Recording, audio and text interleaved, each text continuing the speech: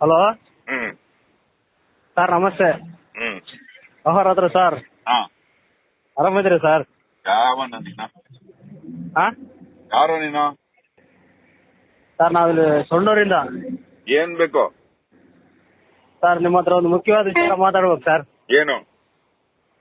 Sir, ಇದು ಈಗ ಏನಿಲ್ಲ, ಈಗ ಮಕ್ಕಳಿಗೆಲ್ಲ 12-15 ವರ್ಷಕ್ಕಿಂತ ಕೆಲವು ಮಕ್ಕಳಿಗೆ ಹ್ಮ್ ಇದು ಸಣ್ಣ ಮಕ್ಕಳಿಗೆ ಇದು ಬೀಜ, ಗಂಡು ಮಕ್ಕಳಿಗೆ ಹ ಒಂದು ಬೀಜ ಇರುತ್ತೆ ಸರ್. ಹ್ಮ್ ಇನ್ನೊಂದು ಬೀಜಕ್ಕೆ ಆಪರೇಷನ್ ಮಾಡ್ಬೇಕು, ಅದು ಮಾಡ್ಬೇಕು, ಇದು ಮಾಡ್ಬೇಕಂತಾರೆ. ಇಲ್ಲ, ಎರಡು ಬೀಜ ಇರುತ್ತೆ. ಒಂದು ಬೀಜ ಕೆಳಗಿರುತ್ತೆ, ಇನ್ನೊಂದು ಬೀಜ ಮೇಲ್ ಸೇರ್ಕೊಂಡ್ ಬಿಟ್ಟಿರುತ್ತೆ. ಅದಕ್ಕೆ ಆಪರೇಷನ್ ಮಾಡಿ ಕೆಳಗಡೆ ತೆಗಿತಾರೆ. ಅದರಿಂದ ಏನ್ ತೊಂದರೆ ಇಲ್ಲ ಸರ್? ಸ್ವಲ್ಪ ಕಷ್ಟ ಆಗುತ್ತೆ ಪಾಪ, ಹಂಗೆ ಬಿಟ್ರೆ. ಅದು ಆಪರೇಷನ್ ಮಾಡಿ ಸ್ವಲ್ಪ ಕೆಳಗಡೆ ಬಿಡ್ತಾರೆ. ಕೆಲವ್ರಿಗೆ ಅರ್ಧಷ್ಟಕ್ಕದೇ ಕೆಳಗೆ ಬರುತ್ತೆ. ಹಾ ಸರ್. ಅದು ಆಯುರ್ವೇದಿಕ್ ಒಳ್ಳೆ ಆಯುರ್ವೇದಿಕ್ ಅಂದ್ರೆ ಇವಾಗ ಒಳ್ಳೆ ಡಾಕ್ಟರ್ ಹತ್ರ ಸಿಂಪಲ್ ಆಪರೇಷನ್ ಮಾಡಿ ತೆಗಿತಾರೆ. ಒಳ್ಳೆ ಡಾಕ್ಟರ್ ಹತ್ರ, ಒಳ್ಳೆ ಜಾಗದಲ್ಲಿ ನಂಬಿಕೆ ಇರೋರ ಹತ್ರ ಮಾಡಿಸಿ. ಹಾ ಸರ್. ಪಾಪ ಕಷ್ಟ ಆಗತ್ತೆ ಫ್ಯೂಚರ್ ಅಲ್ಲಿ. ಹೌದು ಸರ್, ಇದೆಲ್ಲ ಮಾಫಿ ಆಗ್ಬಿಟ್ಟತ್, ಮೆಡಿಕಲ್ ಮಾಫಿ ಆಗ್ಬಿಟ್ಟತ್. ಮಾಫಿ ಆಗಿದೆ. ಯಾಕೆ ಹಂಗಾಯ್ತು ಅಂದ್ರೆ, ಹಿಂದಿನ ಜನ್ಮದಲ್ಲಿ ಪ್ರಾಣಿಗಳ ಬೀಜಗಳ ಜೊತೆ ಆಟ ಆಡಿ, ಇವಾಗ ನೋಡಿ ಎತ್ತುಗಳಿಗೆ ಬೀಜ ಹೊಡಿತಾರೆ. ನೀವು ರೈತರ? ಅಲ್ಲ ಸರ್, ನಾನು ಡ್ರೈವರ್. ಡ್ರೈವರ್. ನಿಮ್ ಜಮೀನಿತ್ತಾ ಪೂರ್ವಜರಿಗೆ? ಪೂರ್ವಜರಿಗೆ ಹ್ಞೂ ಸರ್, ಸ್ವಲ್ಪ ಇತ್ತು. ಮನೇಲಿ ಎತ್ತುಗಳು ಕಟ್ತಿದ್ರಾ? ಕಟ್ತಾ ಇರ್ಲಿಲ್ಲ ಸರ್. ಕಟ್ತಿರ್ತಾರೆ ನಿಮ್ ತಾತಂದ್ರಲ್ಲ, ಎತ್ತುಗಳು ನಮ್ ತಾತನ ಕಟ್ಟಿಲ್ಲ ಸರ್, ನೀವ್ ಹೇಳಿದ್ ನಿಜ. ನಮ್ ತಂದೆ ಇದಾರಲ್ಲ, ಅವ್ರು ಬಿಡು, ಅವರೆಲ್ಲ ಇದು ಮಾಡಿದ್ರು. ಸರ್, ನೀವ್ ಹೇಳೋದ್ರಲ್ಲಿ ಕರೆಕ್ಟ್ ಆನ್ಸರ್ ಅಲ್ಲೇ ಇದೆ ಸರ್.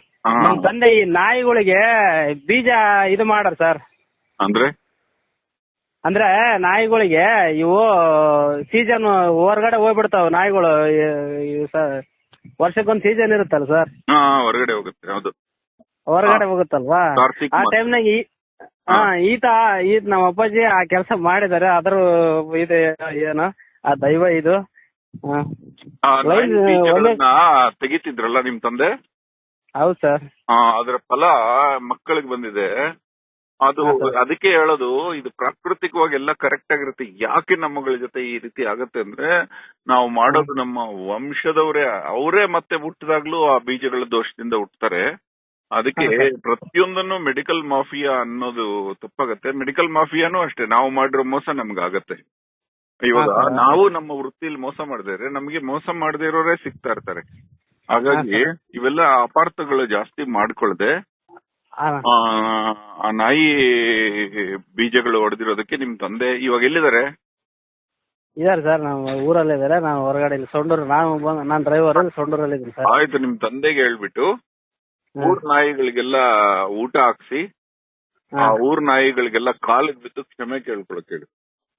ಹಾ ಸರ್. ಪರ್ಟಿಕ್ಯುಲರ್ಲಿ ಗಂಡು ನಾಯಿಗಳಿಗೆ ಕಾಲಿಗೆ ಬಿದ್ದು, ನಾನ್ ನಿಮ್ ಪೂರ್ವಜರಿಗೆ ಮಾಡಿರೋ ತಪ್ಪಿಗೆ ಕ್ಷಮಿಸಿ ನನ್ನ ಮಾಡಿಸಿ ಅಂತೇಳಿ ಅವು 2 ಕಾಲು ಮುಂಗಾಲುಗಳಿಗೆ ಬಿದ್ದು ಕ್ಷಮೆ ಕೇಳಿ ಅವ್ರ ಕಾಲುಗಳನ್ನ ಇವ್ರ ತಲೆ ಮೇಲೆ ಇಟ್ಕೊಳಕ್ ಹೇಳು.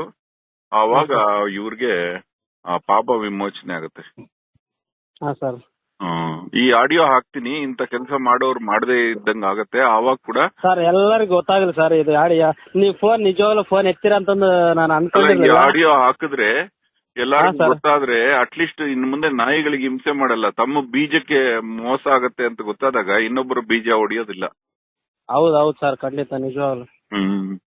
ಸರ್ ತುಂಬಾ ಇದೇ ಕಣ ಬೀಜ ಗಣಿತ, ಇದೇ ಕಣ ಬೀಜಾಕ್ಷರ.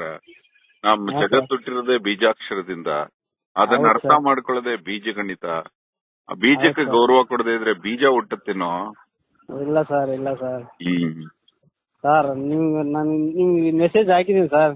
ನೀವೊಬ್ಬ ಒಂದು ಮಹಾನ್ ಬ್ರಹ್ಮಾಂಡದಲ್ಲಿ ಒಂದು ಇದ್ದಂಗೆ ಸರ್. ನಾನು ಒಂದು ವಾಟ್ಸ್ಆಪ್ ಮೆಸೇಜ್ ಹಾಕಿದೆ. ನಾನು ಮಹಾನ್ ಬ್ರಹ್ಮಾಂಡದಲ್ಲಿ ಒಂದು ಚಿಕ್ಕ ಪಿಂಡಾಂಡ.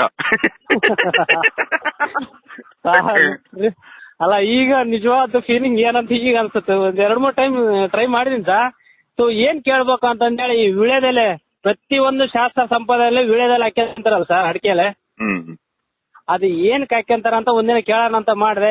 ಇಷ್ಟು ಸಣ್ಣ ವಿಚಾರಕ್ಕೆಲ್ಲ ಕೇಳಬಾರ್ದು ಅಂತಂದ್ರೆ ಏನಾದ್ರೂ ಒಂದು ಬಲವಾದ ಇದ್ರೆ ಮಾತ್ರ ಕೇಳ್ಬೇಕು. ಅವ್ರ ಟೈಮೇ ಇರಲ್ಲ, ಪ್ರತಿ ನಿಮಿಷನೂ ಒಂದು ಮುಖ್ಯನ ಆಗುತ್ತೆ. ಅದೇ ಟೈಮ್ ಮುಖ್ಯ ಅನ್ನೋದು ಇದಕ್ಕೆ ಅನಿಸುತ್ತೆ. ಅವ್ರಿಗೆ ಎಷ್ಟೋ ಸಾವಿರ ಕಾಲ ಹೋಗ್ತಿರ್ತವೆ, ಅವ್ರಿಗೆ ಡಿಸ್ಟರ್ಬ್ ಮಾಡೋದು ಬೇಡ ಅನ್ಕಂದು ನನ್ನ ಮಗಂದು ಇದು ಈ ಬೀಜ ಸಿಂಗಲ್ ಇದೆ ಅಲ್ವಾ, ಬಹಳ ಮಕ್ಕಳಿಗೆ ಆಗ್ತಾ ಇದೆ ಸರ್. ಇತ್ತೀಚೆಗೆ ಬಹಳ ಮಕ್ಕಳಿಗೆ ಆಗ್ತಾ ಇದೆ ಅಂತೆ. ಹಂಗಾಗಿ ಇದನ್ನ ಇದ್ರ ವಿಚಾರ ಕೇಳಂತಡಿ ಅಂತ ನಿಮ್ಗೆ ಫೋನ್ ಹಚ್ಚಿದೆ. ದೇವರ ದಯದಿಂದ ನೀವು ಸಿಕ್ಕಿರಿ, ಮಾತಾಡಿದ್ರಿ. ಪೂರ್ವ ಜನ್ಮದ ಪುಣ್ಯನೋ ಇಲ್ಲ ದೇವದೂತರ ನಿಮ್ಮ ಹತ್ರ ಮಾತಾಡಿದ್ರೆ ನನಗೆ ಬಹಳ ಸಂತೋಷ ಆಯ್ತು ಸರ್. ಸಂತೋಷ ಅಂದ್ರೆ ಬಹಳ ಸಂತೋಷ ಆಯ್ತು. ನಾನು ಅನಿಸ್ತೀನಿ ಅವಾಗ ವಾಟ್ಸಪ್ ಅಲ್ಲಿ ಒಂದು ಮೆಸೇಜ್ ಹಾಕಿರಿ.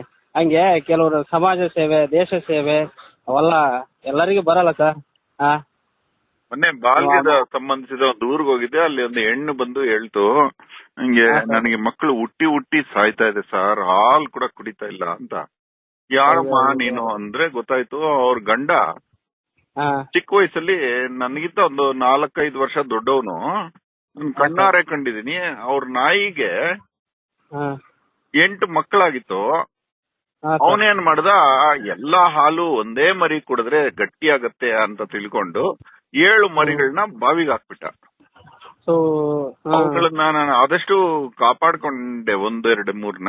ಮಿಕ್ಕಿರೋವೆಲ್ಲ ಸತ್ತೋಯ್ತು.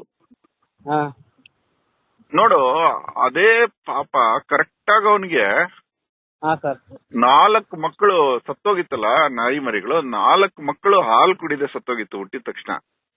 ಅವನ್ಗ 4 ಮಕ್ಕಳು ಹಾಲು ಕುಡಿದೆ ಸತ್ತೋಗಿತ್ತು. ನಾನು ಹೇಳಿದೆ, ನೋಡಮ್ಮ 5ನೇ ಮಗು ನಿನ್ಗೆ ಉಳ್ಕೊಳತ್ತೆ, ಚಿಂತೆ ಮಾಡ್ಬೇಡ, ಇದು ಆಗಿರೋ ಕಣ್ಣಾರೆ ಕಂಡಿರೋ ಕತೆ ಅಂತ. ಹಂಗೆ 5ನೇ ಮಗು ಉಳ್ಕೊಂಡ್ಬಿಡ್ತು. ಹಂಗೆ ಕಣೋ ಮಾಡಿದ್ದುಣ್ಣೋ ಮಹಾರಾಯ ಈ ಜಗತ್ತು.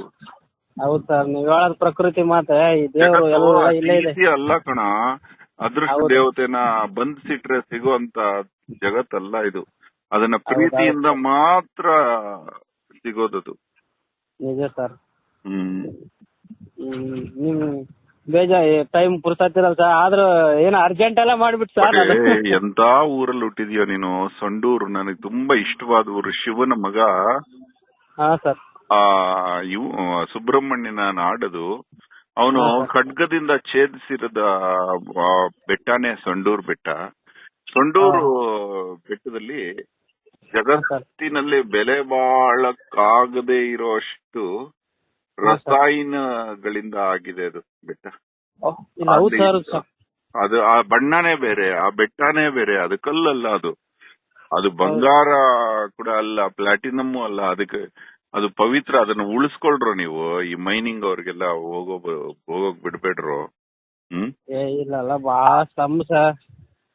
ಇಲ್ಲಲ್ಲ ಈ ಜನ ಅದೇನಂತಾರಲ್ಲ, ಯಥಾ ರಾಜ ತಥಾ ಪ್ರಜಾ ಅಂತ, ಹಂಗಿದೆ ಸರ್ ಇದೆಲ್ಲ. ಆದಷ್ಟು ಉಳಿಸ್ಕೊಳ್ರು ನೀವು. ಅಲ್ಲ, ಯಥಾ ರಾಜ ತಥಾ ಪ್ರಜಾ ಅಂತ ಆ ತರ ಇದಾರೆ ಇಲ್ಲೆಲ್ಲ. ಏನ್ ಮಾಡಕ್ಕಾಗ ಸರ್, ಒಬ್ಬೊಬ್ರೆಲ್ಲ ನಾಯಿಗಳದ್ದು ಮಾಡ್ಸು. ಹಾ ಸರ್. ನಿಮ್ಮ ಅಪ್ಪನ ಜ್ಞಾಪಿಸ್ಕೊಳಕ್ ಹೇಳಿ ಎಷ್ಟ್ ನಾಯಿಗೆ ಮಾಡಿದಾನೆ ಅಂತ. ಹಾ ಸರ್. ನನ್ ಪ್ರಕಾರ ಒಂದು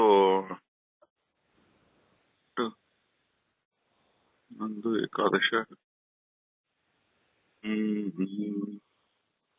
ಏಕಬಿಲ್ವಂ 7 ನಾಯಿಗಾದ್ರೂ ಔಟ್ ಹಾಕ್ಸು. ಹಾ sir. Okay sir, thanks sir, ತುಂಬಾ ಥ್ಯಾಂಕ್ಸ್ ಸರ್. ಬೇಜಾರು ಮಾಡ್ಕೋಬೇಡ್ರಿ, ಇವ್ರು ಬರೀ ಫೋನ್ ಮಾಡ್ತಿರ್ತಾರ ಅಂತಂದ್ ಹೇಳಿ ನಿಮ್ ಟೈಮ್ ಇದು ಮಾಡಿದಕ್ಕೆ ನನ್ ಕ್ಷಮೆ ಇರ್ಲಿ. ನೀವ್ ಇನ್ನ ದೇವ್ರು ಭಗವಂತ ಆಯುರು ಆರೋಗ್ಯ ಎಲ್ಲ ಕೊಡ್ಲಿ. ಇನ್ನ ಸಮಾಜ ಸೇವೆಗೆ ಅದ್ ಎಷ್ಟು ಆಗುತ್ತೆ, ಆ ಭಗವಂತ ಎಷ್ಟು ಶಕ್ತಿ ಕೊಡ್ತಾನೆ ಅಷ್ಟು ನೀವ್ ಮಾಡ್ರಿ. ಒಳ್ಳೇದಾಗ್ಲಿ ನಿಮ್ಗೆ, ನಿಮ್ ಕುಟುಂಬಕ್ಕೆ. ಆ ಭಗವಂತನಲ್ಲಿ ನಾನು ಪ್ರಾರ್ಥನೆ ಮಾಡ್ತೀನಿ ಸರ್. ಓಕೆ.